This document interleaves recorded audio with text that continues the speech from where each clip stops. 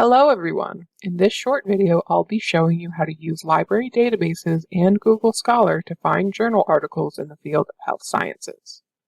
To start, let's go to the library homepage. You can get there by going to Library.Pace.edu. This search widget in the middle of the page gives you different search tools that we have available.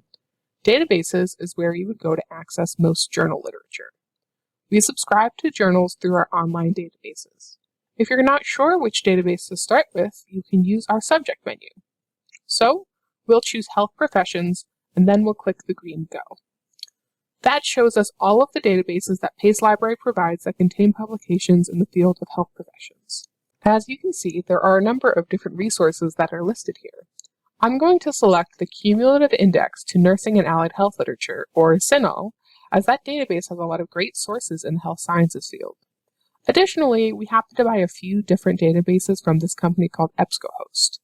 Now that we've gone into one EBSCOhost database, we can choose to also search those other databases that are by the same company. So, up above the search box, there's a link that says Choose Databases that opens up a window. And here you can select Medline, for example, which contains journals on the health sciences, or, depending on your research question or your research topic, you may also want to select PsycInfo, which contains journals in the field of psychology. Since it's not relevant to my topic, I'm just going to select Medline for now, and I can always add a database later if I'm not finding what I need. I'm then going to click OK, and now I'm searching both of these databases. We can confirm that by clicking Show All, and it shows us that we are searching both CINAHL and Medline. Now let's start typing in my search terms. I'm going to type in the phrase high blood pressure in quotation marks, put the word or, then hypertension, then I'm going to add salt or sodium in the next box. To explain what I'm doing here, I'm putting high blood pressure in quotation marks because it's an exact phrase and the quotation marks tell the search tool to look for those two words together in that order. That search strategy also works in Google Scholar and Google, by the way. I also add or and a synonym, in this case hypertension, to the same box to help me get results that may describe my topic in a few different ways. In the next box, I type salt or sodium. That's again to cover my bases in terms of different language used to discuss the same concept. The database has given me the word and in this helpful drop-down on the left that will let us tie the two phrases together.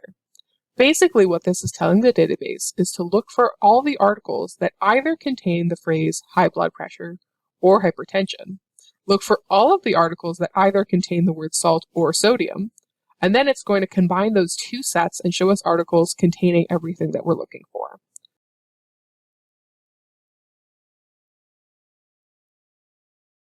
So that's how we're going to start our search.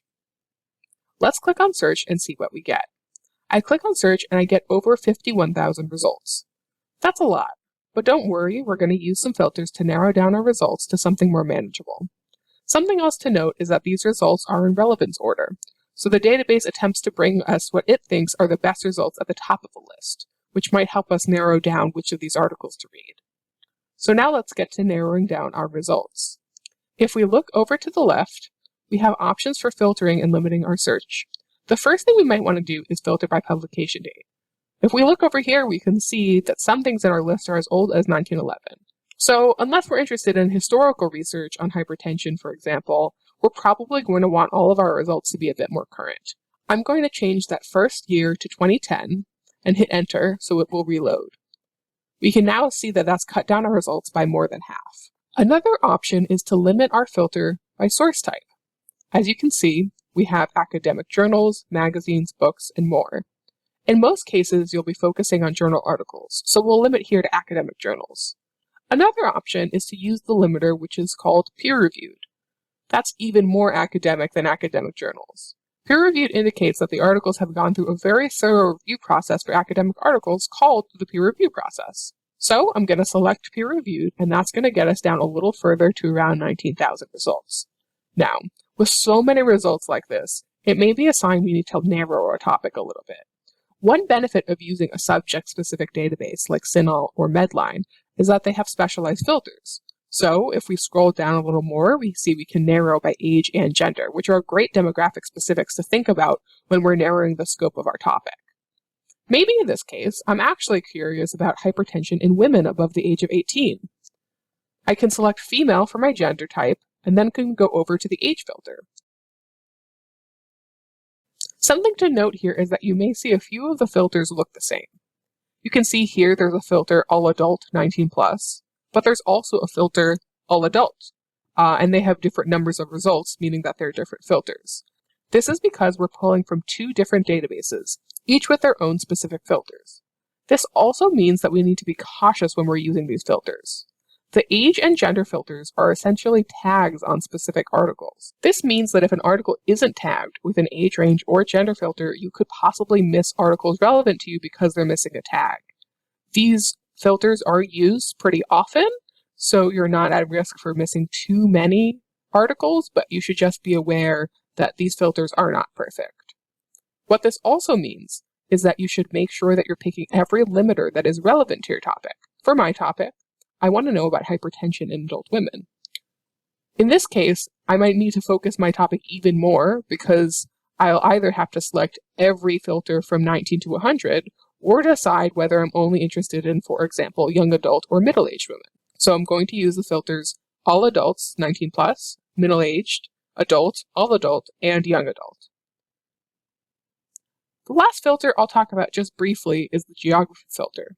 It's very tempting to use it to further limit your results demographically. Unfortunately, like the age and gender filters, there's no guarantee that every article has a geography tag on it. And unfortunately, unlike the age and gender filters, it's used very sparingly, which means you're at risk of missing a lot of relevant articles. If we even just eyeball the hit counts for the geography filter, we'll see the numbers don't add up. Only about half of these results in our list have a geography tag at all. So I've been able to focus my search by using these filters and limiters over on the left. If we scroll down, we can see that there are additional options: language, publication, subject, or subject major heading. So let's actually look at some of the sources we found. Anything listed here that says PDF full text or HTML full text should be able to be accessed by clicking those buttons. You can also click on the article title. This will give you some additional options. You should get at least a short abstract or summary telling you what the article is about. And then over on the right, you have the options to print the article, email yourself a copy of the article, save the article to your computer, and you can even click to grab the citation for the article. If you're using an APA citation, just make sure to scroll down and find it, and then you can copy and paste the APA citation into your document. I will say that these are not always 100% correct. If we take a look at the note that appears above the citation and mentions things like capitalization to keep an eye out for.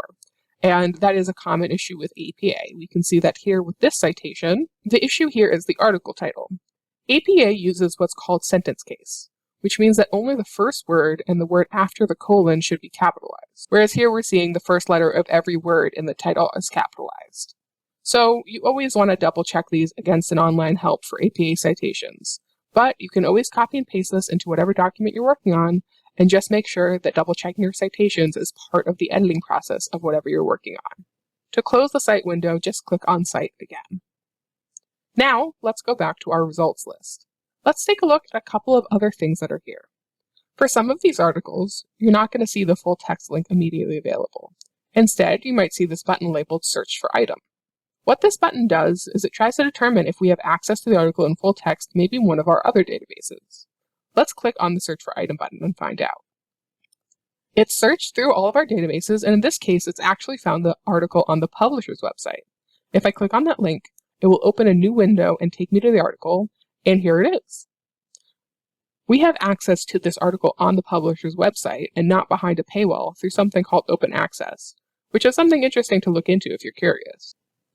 If we click on Search for Item, in some cases, we won't see access to the article through either the publisher's website or one of our databases. In this case, we don't have immediate access to this article. So what we would need to do is submit a request to get the article from another institution. What we can see here is that it's telling us that if we are Pleasantville or New York City patrons, we should use the top link here, which will submit our request through our interlibrary loan system, ILLiad. This will take you over to the interlibrary loan portal. It's going to ask you to log in with your Pace username and password, and if you've never used ILLiad before, it'll ask you to fill out a short registration form and then your account will be activated. Now, I use my account all the time, so it's already activated, and I'll just click on Authenticate, and it will fill out the request form for me. There's the journal title, here's the article title, author's last name, where it was published, volume, issue page numbers, etc. All you have to do is scroll down and submit the request, and the interlibrary loan staff will get the article for you in PDF format. When it's available, you'll receive an email, and in that email there'll be a link that you'll click on, and it will take you here where you can view electronically received articles. Make sure you click on the PDF file and save it to your computer when you get the email. You only have access to the article for 30 days within the Interlibrary Loan Portal.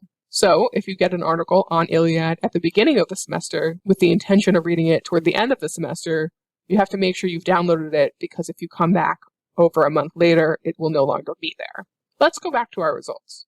We saw how we could do a keyword search and filter by publication date, limit by peer review, use the age and gender filters. We saw full text and what it does. So now let's talk briefly about Google Scholar. Google Scholar is really just another research database that happens to come from Google. You can get there by going to scholar.google.com. And before you even start searching, I would recommend that you make connections to Pace Library Full Text from Google Scholar. To do that, you'll have to go to the Google Scholar menu, go to Settings, and then on the left you'll see a link that says Library Links. From there you'll want to search for Pace University. Now I've already done so you can see that I already have it set here below the search box. But search for Pace University and you'll get a few results. Be sure to select all the Pace University results, but make sure to skip Pace Academy, which is actually just a prep school in Georgia. Once you select all the Pace University results, you'll be all set, and your Google Scholar will be set to access not only what's available for free online, but what we have access to in the Pace Library as well.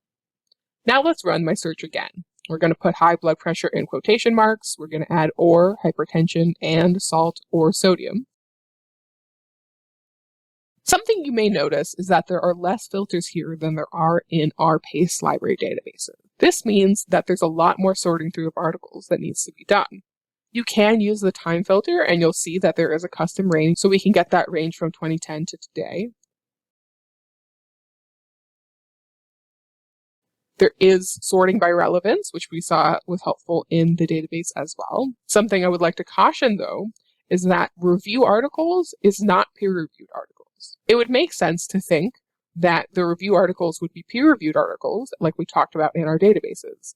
But actually, these type of articles are like systematic reviews or literature reviews. So unless you're looking for those specific things, that filter is actually not going to be helpful for you here. On the right, you can see there are some links to full text on other websites, but you can also see these links that say full text at PaceU.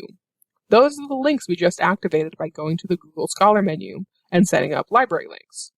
So this is giving you extra access to those full text articles. You'll also see that there are items that don't have any full text options available. We know that because if we had access to it, then Google Scholar would have given us a link to the article. You can still request these articles using our interlibrary loan service. Unfortunately, though, you'll have to fill out the form manually. There's no way for us to put that really convenient search for item button into Google Scholar results.